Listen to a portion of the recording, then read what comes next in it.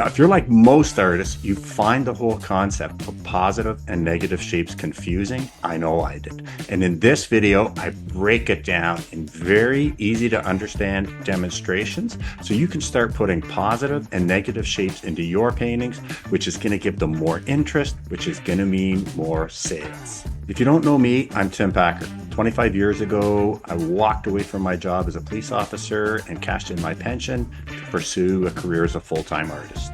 I've since gone on to make several $1 million from the sale of my art, and I've helped thousands of artists with my online art academy. So let's learn about positive and negative shapes. The whole concept of positive and negative shapes can be very confusing. I know I was kind of baffled by this when I first started.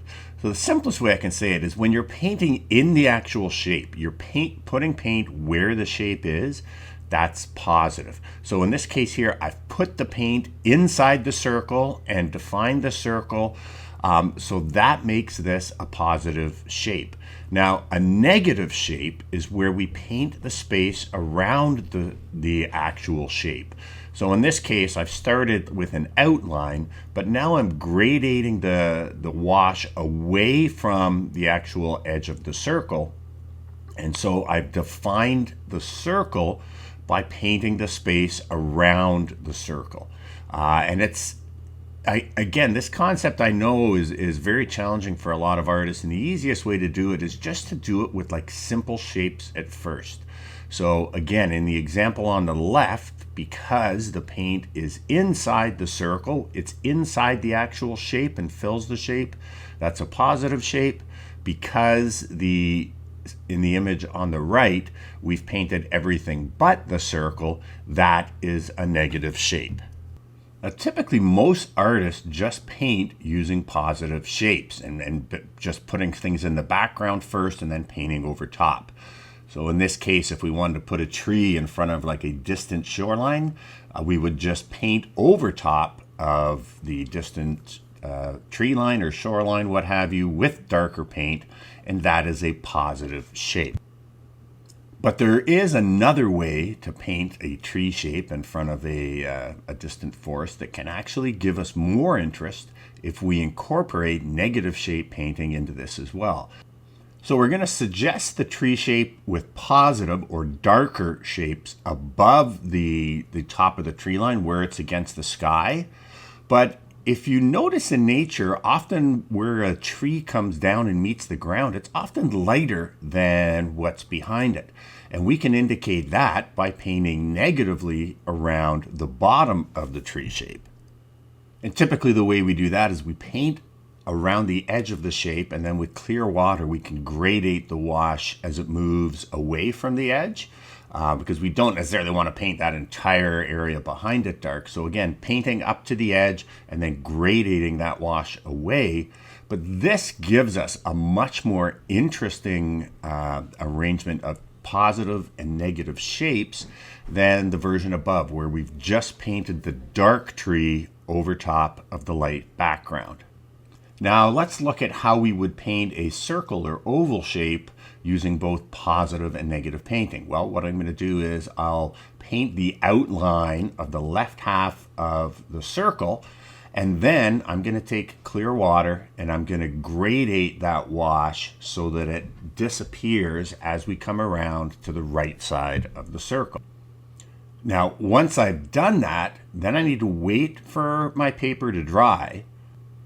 Then I'm going to define the right edge of the circle by painting negatively. So I'm going to put the paint outside the edge of the circle and then gradate that wash away from the edge of the circle so that now the circle is light against dark on the right side. And what I want as well is I want that the value, the darkness of the paint to kind of gradate down as we move from right to left and around to the top and the bottom of the circle.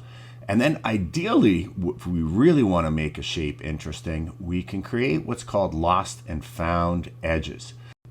And that's where, as we move around the circumference of the circle, it changes from positive to negative. But in that transition, it actually becomes the same value as the background behind it. So we lose the edge. And the great thing about lost and found edges is they encourage our eye to kind of move around the edge of a shape. And again, movement is something that we really want to encourage in our painting. Now, one of the things that's great about a shape that has both positive and negative edges is it's just more interesting. If you look at the two on the left, they both just look like cutouts that have been pasted down on the page, whereas the shape on the right that has both positive and negative aspects to it, it is much more interesting, and it looks like it's situated in the painting itself in a three-dimensional space, rather than just a silhouette that looks like it's been cut out and pasted down. Now, something that you need to understand with painting in negative shapes is that we work from the foreground to the background. Now, typically, if you're painting positive shapes, we paint the background, and then we paint the middle ground, and then we paint the foreground. So the first thing we often paint in painting, if we're painting positive shapes, would be like the sky. Well, that gets reversed when we're doing negative painting. The secondary and third shapes that we paint, they don't overlap the first shape. They actually underlap the first shape. So that's something that can really be tricky to get your mind around because it's very different than the way that we typically paint. So if I were to introduce another shape that meets these two shapes, it would actually be 3 layers back. So again, that's the thing to remember with negative shapes is the very first shapes that we paint are going to be the things that are the closest to us. As other shapes come up and intersect with them, they're going to go further back, further back, further back, which is actually the opposite of what we're used to doing if you're just painting in positive shapes. So why do you need to know this stuff? Well, because most artists paint just using positive shapes, simply by incorporating negative shapes or negative and positive shapes into your painting, you're going to create much more interest in your work than in your competition's work. And particularly if you're trying to sell your work, the more people are interested in your paintings, the longer they look at them, the more likely they are to actually get out their wallets and buy your work. Now, let's take a look at how some of this can actually be incorporated into actual paintings. Well, here's a full sheet watercolor portrait I did a number of years ago, and all of that background foliage is painted with negative shapes.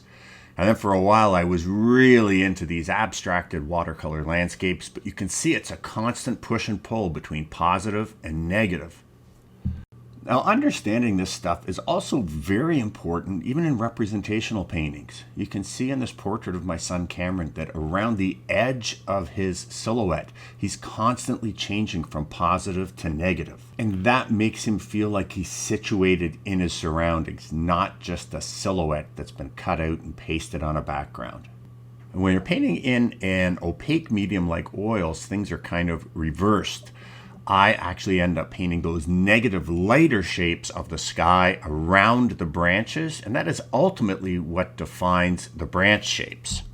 Negative shapes play a huge part in my current painting process, and I think that's what gives my work a very distinct look, which is also one of the reasons I believe I've had so much success. Now, positive and negative shapes is just one aspect of composition, which I believe is the most important element in any painting. If you're still watching this, then obviously what I'm teaching is resonating with you. And I really encourage you to master everything about color and composition if you're serious about your career as an artist.